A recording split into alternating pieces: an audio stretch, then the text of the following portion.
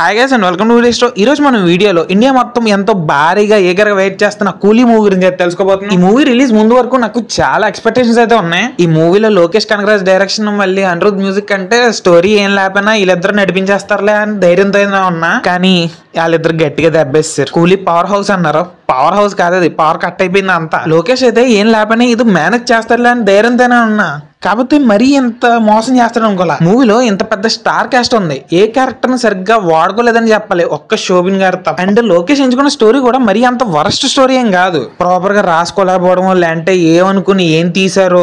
మాట్లాడితే మూవీలో flash back portion అంటారు. అసలు ఏముందరా బాబు అక్కడ, పట్టుమని 5 నిమిషాలు కూడా లేదు. సర్లే ఫైట్ లో మళ్ళీ ఎలివేషన్ ఏమైనా సరిగ్గా పడితే బాగుండేమో అనుకున్నా. ఫస్ట్ హాఫ్ లో కొన్ని సీన్స్ పడ్డాయి, అక్కడ అనిరుద్ కూడా డ్యూటీ చేసాడు. కానీ సెకండ్ హాఫ్ కి వచ్చేటప్పటికి అనిరుద్కి ఏమైందో ఏమో, మరి లేదంటే మూవీ రిజల్ట్ ఏమైవద్దో తెలిసిపోయిందో ఏమో కానీ డ్యూటీ చేసి వేస్ట్ అని అనుకుంటాడు. లేదంటే సౌండ్ మిక్సింగ్ లో ఏమైనా తేడా కొట్టేసిందో, లేదంటే నా థియేటర్ లో సౌండ్ సిస్టమ్ ఏమైనా ప్రాబ్లమ్, కానీ నాకైతే ఏం ఇంపాక్ట్ రాలా. అండ్ క్యామియోస్ అంటారా, ఉపేంద్రది ఏదో అలా వచ్చి అలా వెళ్ళిపోతాడు, సర్లే పర్లేదులే అనుకుందాం. నెక్స్ట్ అమీర్ ఖాన్ క్యారెక్టర్ ఎందుకు వచ్చాడో తెలియదు అయ్యా, purely return and executed character ఇది అసలు. సో అదనమాట, మీరు ఈ మూవీ చూద్దాం అనుకుంటే ఎక్స్పెక్టేషన్ గ్రౌండ్ లెవెల్ లో పెట్టేసుకుని వెళ్ళిపోండి. ఫస్ట్ హాఫ్ లో కొన్ని పోర్షన్స్ దగ్గర ఏమైనా సాటిస్ఫై అవ్వచ్చు, అండ్ సెకండ్ హాఫ్ లో కొన్ని అక్కడక్కడ పడుకున్నప్పుడు అలా ఉలిక్కిపడి లాగొచ్చు, అదనమాట. అండ్ మన సైమన్ క్యారెక్టర్ గురించి చెప్పడం మర్చిపోయా, ఎందుకంటే మర్చిపోయిన క్యారెక్టర్ ఉన్నట్టే. సో అదనమాట, ఈ వీడియో కనుక మీకు నచ్చినట్టయితే ఇలాంటి మరెన్నో మూవీ రిలేటెడ్ ఇన్ఫర్మేషన్ కోసం మన మూడెక్స్ ఛానల్ సబ్స్క్రైబ్ చేయండి అండ్ కీప్ వాచింగ్ మూడెక్స్ట్రా.